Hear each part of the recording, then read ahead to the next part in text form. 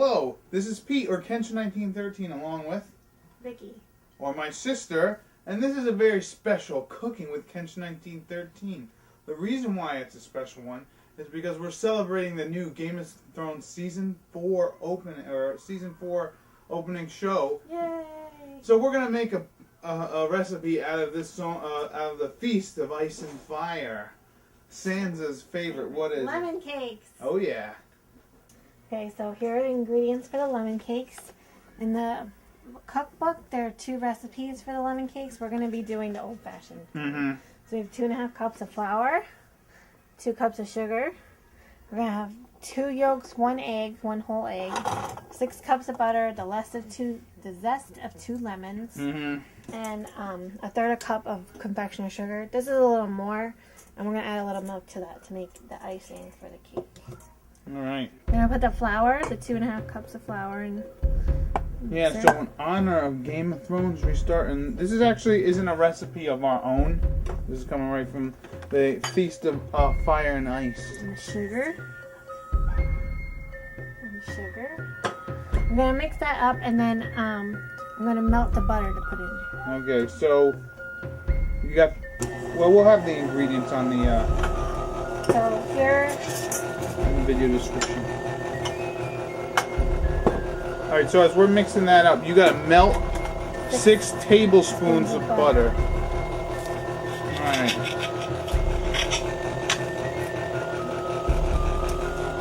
Sansa's one of my favorite characters, so I'm really happy to make lemon cakes. Yeah. I'm not a huge fan of Sansa, but probably because I read the books, but I think Sophie Turner's doing a fantastic job with being a Sansa character. So one thing you want to do while maybe you do this beforehand is preheat your oven to 350 degrees. So yeah, I bought the Game of Thrones cookbook when I was at the HBO store a while back, and we were gonna make a couple of recipes out of there, but we found lemon cakes to probably be the best one. So let's show how to zest a lemon. What's this thing you got? This is a microplane. Yeah. Or they sell zesters. I'm going to be zesting 2 lemons. Oop. Oh. I meant to shut that off. I'm sorry. Okay, so we'll let the butter sit there while we zest the lemons. So you just scrape it gently. You don't want to go too far in because the white doesn't taste good. Mm-hmm. Now you gotta zest 2 whole lemons here. And I'm going to be very thorough and zest a whole lemon. Yeah, because you need a lot of lemon for these lemon cakes. Yep. It's a very good lemon flavor with just the zest. Yeah. And it's not overpowering. It's really good. Yeah. See now, the way that this book is set up is they have how to do it Elizabethan style, or how they would do it in Game of Thrones. But yeah, how they would basically do it in Game of Thrones, and then they have the modern version of it, in which sometimes it's easier, sometimes it's not. Apparently the modern version is it's a lot more time consuming and difficult. Yeah. Surprisingly. Yeah, you'd figure that the old school way is so there we got a bunch of peel there. So we're just gonna zest the lemon, 2 whole lemons, and be right back. So here's our melted butter and our 2 lemons. Got zested, so yeah, I told you it'd be very thorough. Goes about 4 or 5 tablespoons of lemon zest. And now the 6 tablespoons of butter. Unsalted. You can put a little salted butter's fine. It'll just give it a little different flavor, not much different. That's fine. There you go. So yeah, I'm a huge fan of Game of Thrones ever since the first season, and then I read the books. They were amazing, and when I went to the HBO store to see like all the cool stuff that they had on display. So you see the butter's like mixing up and it's crumbly in there. That's fine. Yeah. So now I'm gonna get 2 egg yolks. Yeah. And actually, let me get a bowl for the whites so we don't waste the whites. And 1 whole egg. So crack the whole egg first.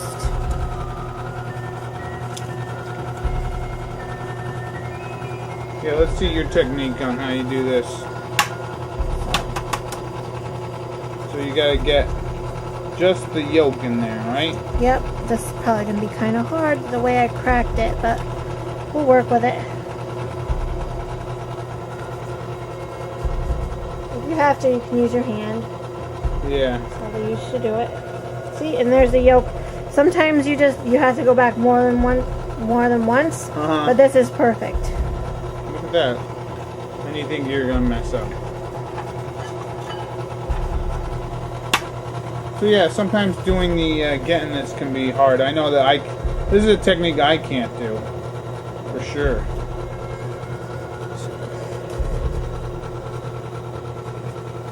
Why don't you use the other yolk, the other egg thing, right? The other shell. Oh no, you can do it that way too, I guess. Part your fingers just a little bit to let the egg white through. Yeah.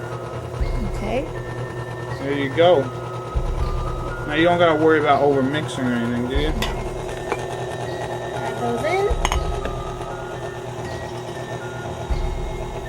Add the zest in. Smells wonderful, by the way. It really does. Now, what kind of consistency are we looking for here? Doughy. So, how long do you think you gotta mix this for? I might have to add in a little bit of water. Yeah. Because it's kind of dry. Yeah. So let me turn this off and go wash my hands and get a little bit of water. Alright, so I'm just going to eye this water a little bit at a time. Just want the dough to start sticking together.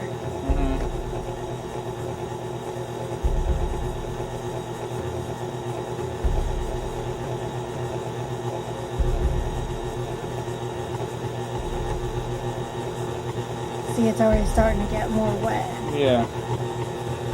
Well, you need so that you can kind of form balls. Yes. Or cakes out of it. And don't worry about over mixing it either, no. Just a tad bit more water. See, and that's perfect.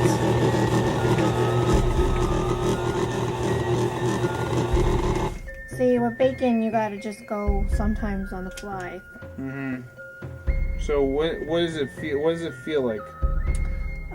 It's kind of hard, a little tough. It's you like know what I mean? cookie dough. You know. Yeah. Well, I'm just saying because if you don't, because if you don't know what you gotta do.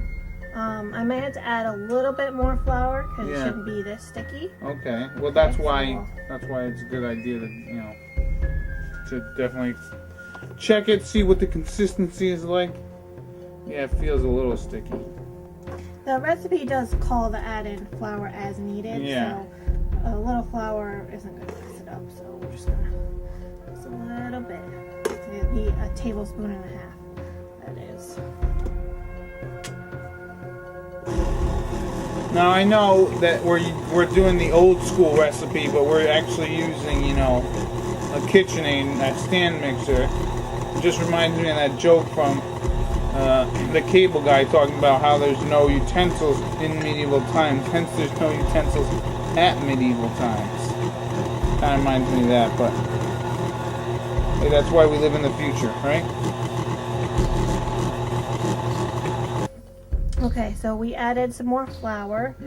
See, it's a little less sticky now, and we can be able to form this into balls. So that's what we'll go on and do. Yeah, we're gonna get ourselves some parchment paper and get a couple baking sheets and line that up, and then we'll make them into the little things that they need to be made into. Yeah. Okay, so now we're gonna take some dough out and form it into balls to make lemon cakes. So you don't want it to be much bigger than this. Just roll it out. Okay, like that. You can flatten it a little bit. We're putting them on a parchment lined baking sheet. Yep. You can use a silicone pad if you got it. Yep. I would not advise using foil with spray on it though. So you want to leave them a couple inches apart, right? Yep. They won't spread too much, but they will like flatten out a little bit. So yeah, this meal is Sansa Stark's favorite dish, even from the show to the books. She loves lemon cakes. And I think it's amazing. I think it's pretty cool that there are these two ladies who ended up writing this book just on all the things that George R. R. Martin has described in his stories about, you know, this world, and they were able to make. That one's a little big. You want to make it a little smaller. And they were able to make this cookbook, which is pretty cool. And they have foods from the Wall to Dorn to Essios. It's great. Because George R. R. Martin must have been inspired by other cultures. Yeah. That he based his things on, so he's going to describe food from his cultures. Oh yeah, it's great. I wonder if he ever went out and like ate those foods or not. I wouldn't be surprised. In his condition, Yeah, well, let's just hope he finishes Win the Winter. isn't he doing good on it? I don't know. Anyway, so we're just gonna continue to roll the balls or the cakes, and then we'll come back when they're all rolled, and we'll throw them in the oven. Actually, let me ask you a quick question while we're doing this. How many do you think this ends up making? Maybe like a dozen and a half, maybe. Yeah, the cookbook says it makes 36, but if you roll them too big or too small, you get different sizes. Yeah. Different amounts, but about more than a dozen and a half. Yeah. Would be good. All right. Okay, so we finished rolling out our lemon cakes, and boy, do your hands smell really good after rolling them out. Yeah. They smell really good like lemon. So we're gonna put them in for about 15 minutes at 350 degrees. One thing, one tip I want to give you, because I was helping roll out the balls or the cakes. One thing you want to do is make sure that you, if it's a little too sticky, put more flour. But if you're at that point where you're rolling them and they're kind of sticky, what you want to do is just put a little flour on your hands.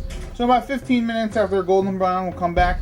We're gonna make a nice lemon glaze that's gonna, or just a glaze that's gonna go on top, and then we'll take out the lemon cookies that are Sandra's favorite. Okay, now we're back. We're gonna make the topping for the lemon cakes. They're almost done. They're still in the oven. So we need 1.5 teaspoons of milk. I'm gonna do 1/2 teaspoon. How much confectioner sugar are you using? 1/3 a cup.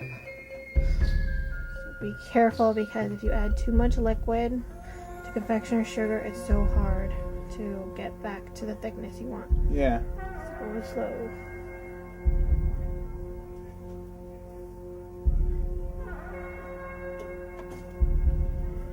I'm gonna mix that right now. Okay, so still mixing it. I'm gonna add my other teaspoon, my other 1/2 teaspoon. Yeah, you gotta be really careful doing this. Cause yeah, too much liquid make it really crappy. Too thin, yeah. Yeah, and then you gotta deal with putting more sugar in, and it just spirals out of control. Yes, it does. It just starts big time. So yeah, our timer just beeped. We're gonna check on them as soon as we're done making this. This is a good idea to make it right before you do, because then they come out nice hot, and then you throw the glaze. You let them cool down, then put the glaze on. Yeah. Okay. Fair enough. So our glaze needs a little bit more. So add another 1/2 teaspoon. That is why I do smaller increments than what they recommend. Yeah. Just in case I need to add more. Yeah. But it's almost there. So what is the consistency supposed to be like? Like glaze, like a liquid, like a little thicker than a water. Yeah. You see, that's really thick, so we're gonna need. I think I'll go up. I'll do a teaspoon. Not a whole thing, but just gives a little more.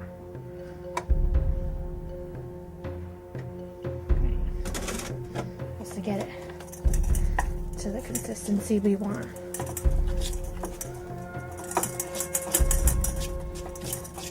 Because you want to be able to spread it, but you want it thick enough where it's not like you can't move it at all. Alright, still gonna need a little more, but we're getting there.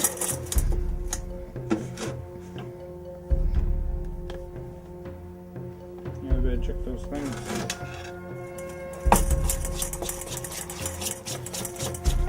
Okay, almost. I think just a little bit more.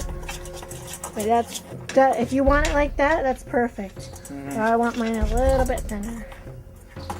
So you're in charge of how thick you want your glaze. Yeah.